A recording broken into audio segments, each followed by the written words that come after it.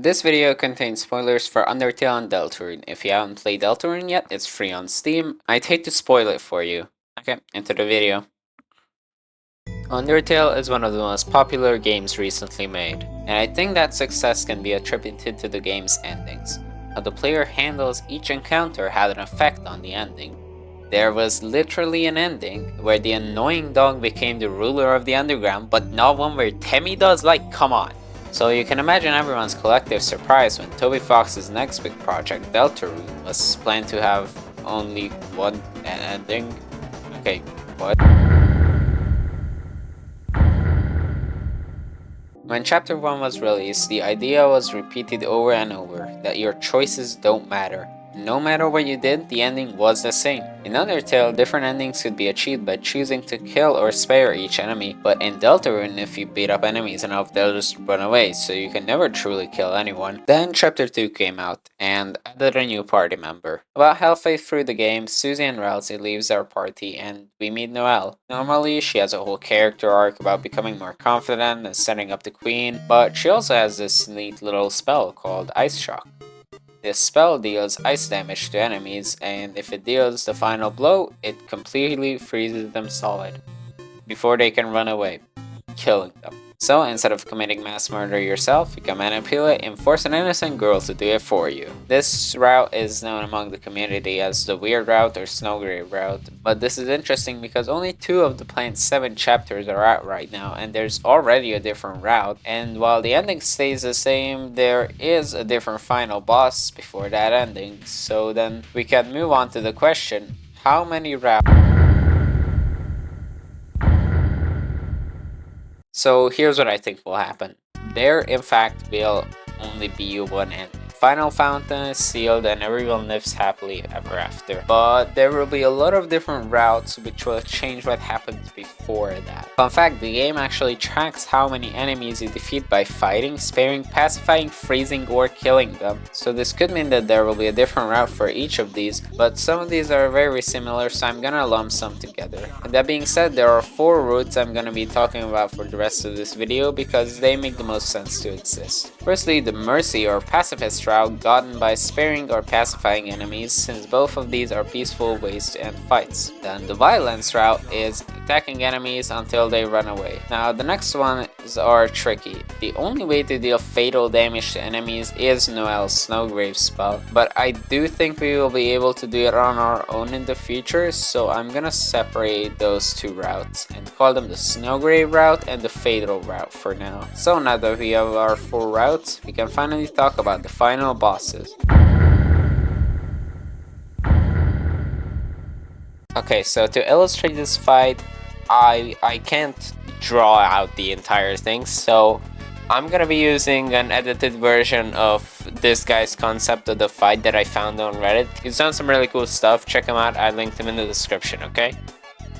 Our first boss candidate is the Roaring Titans. The reason these guys are on the list are, well, everyone can agree that the roaring is way too interesting not to happen, right? We have this end of the world apocalypse scenario that we get information on each chapter. If you don't know what the roaring is, I told you go play the game, it's great, it's free.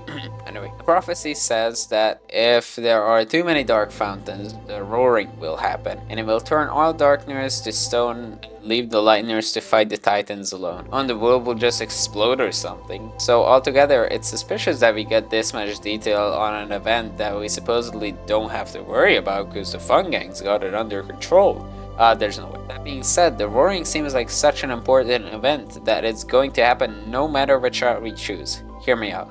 So picture this. In the final chapter, as the titans emerge, your party is tasked with defeating them once and for all.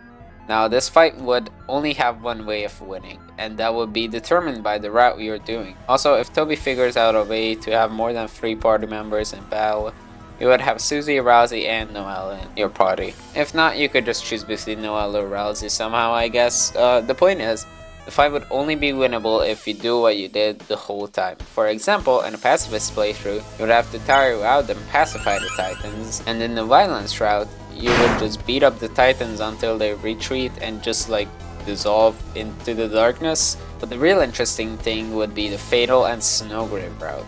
Now, if we were to get the ability to deal fatal damage in the future, It would either come from the Twisted Sword for Chris or some weapon for Susie. However, Susie's whole character arc is about being less rude, so I don't imagine she would be the force of destruction in future chapters. So we're gonna assume that it's Chris. The fight would go as follows. As the player selects a really strong fatal attack for Chris to do, he doesn't execute it. This would be following a route where Chris would begin to increasingly hate the soul, making him do all these terrible acts against his will, like, murder. He tries to refuse, but the player would keep selecting the attack as Chris grew weaker. The other party members would notice and be confused about Chris's actions, but ultimately would not be able to help. After a few times of selecting the attack, like in Chapter 2 Snowgarve, Chris would finally execute the attack, instantly killing all the titans, but in the process destroying quite a bit of the town, as we're assuming this fight takes place in Hometown when the dark fountain spilled over into the light world. We'll talk about what happens next a bit later, but now let's talk about the Snowgarve route. The Snowgarve fight would consist of only defending with the party and trying to make Noelle do either a really powerful Snowgarve or just a different, stronger spell. I have a feeling that a regular Snowgarve spell wouldn't quite cut it. But since the spell would be stronger, it would not only freeze the titans, but also the world, or well, at least Hometown. The fight would end, and then the real final fight would happen, but we'll get back to that in a while. Let me just explain myself. So, as I said, the titans would be a boss on all routes, but not truly the final one. The true final boss would again be determined by the route you're doing, aka the way you defeated the titans. So let's get back to the Snowgarve route, and I'll leave the fatal route to the end. So continuing where we left off, Noelle just killed all the titans, and the rest of the party is surprised she can do that, to say the least. And then the player clicks proceed once more. Noelle is confused because there are no more enemies, then she turns around and sees the party, and the battle begins. I think this is a believable event, considering that in Chapter 2, Noelle is so entranced by the player's control that she doesn't recognize Birdly at first. So I imagine casting this final spell would kind of flip a switch and make her not recognize the party at all. Also, I think that I should mention that between this and the Titans battle, you'd have the ability to save somehow. Now let's talk about the actual battle. The battle would have a really interesting mechanic, so as Noelle just casts a spell costing all of her TP, she would have none left. So the battle would revolve around her trying to get enough TP to Snowgarve the party, and the party would have to either prevent her from gaining TP or waste the TP she did gain through, for example, attacking her, so she has to waste TP on healing herself. Now, how she would gain TP is interesting. The main way of gaining TP on normal battles is to graze bullets, but it doesn't give much TP, and I don't think it would be fun if she just dodged our attacks anyway. Oh no. So she would use some of her turns to defend to gain TP, and attacking also gives TP, so anytime she would hit the soul, she would gain TP. Now let's talk about how to win the fight. Now, as I said, the end of the game would always be the same across different routes. This means we can't kill Noelle. That doesn't mean you can't try. The way to end the fight peacefully would be to tire her out and pacify her, but that's boring. If you remember, attacking her to waste her TP on healing is a crucial part of this fight. She would do a pretty good job at this, but at the end, there would be a chance to attack her when she's at low HP and without any TP. If you choose to attack her, Susie would block the hit. Without getting into shipping, Noelle and Susie definitely have a thing going on for each other. This would result in Noelle snapping out of her trance and she stops attacking the party. Those are just like bullet points. I'm not writing out a full cutscene. This video would take way too long to make. Anyway, the party would seal the fountain and live happily ever after, so we can talk about the next boss.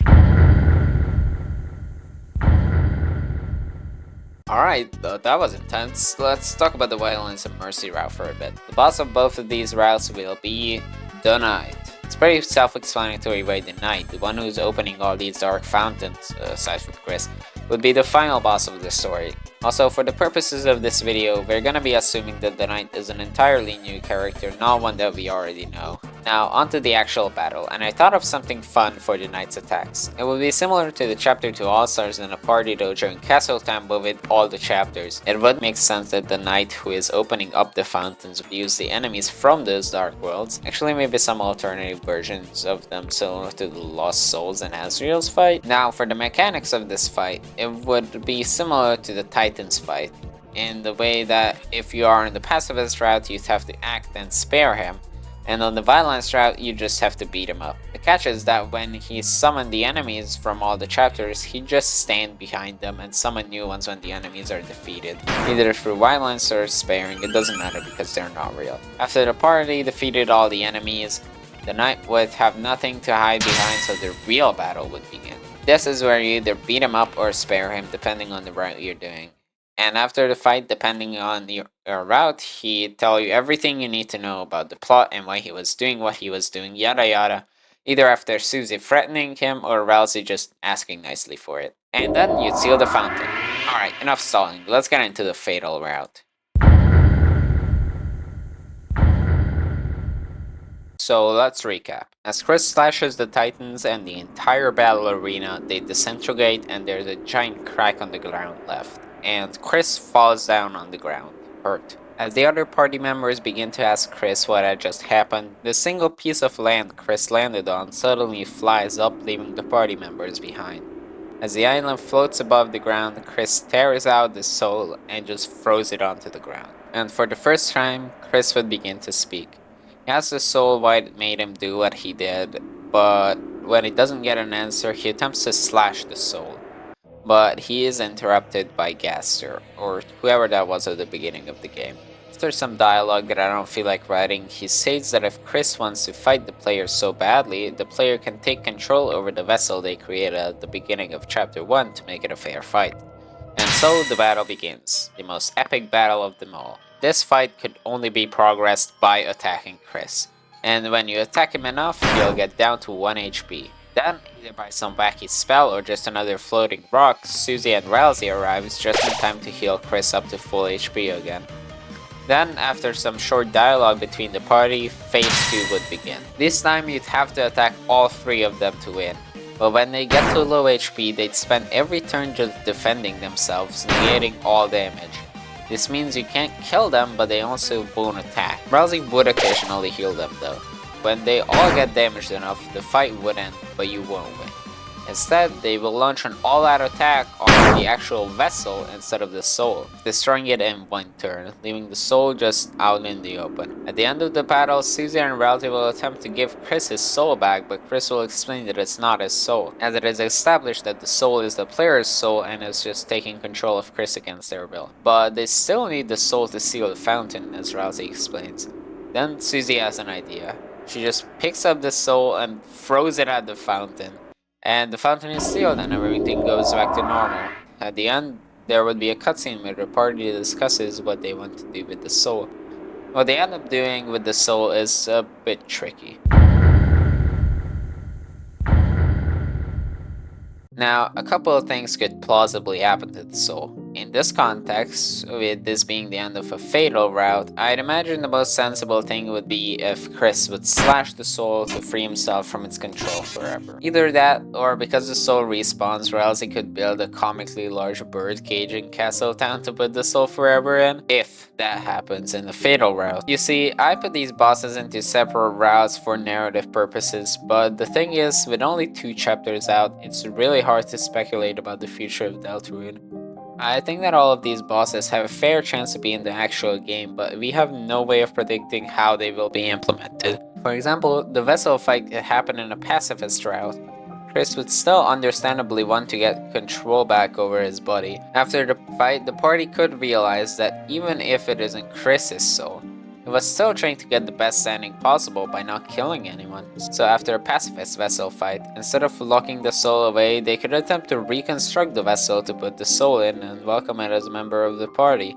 That's a possibility too. Heck, I'm sure there are many other possibilities I missed as well. If you have one in mind, tell me in the comments. Also, I know there are some incredibly talented sprite animators on YouTube. As you just saw, I'm not one of them.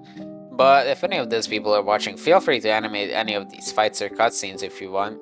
If you do, please tag me so I know it exists. Well, I think that's all I have to say.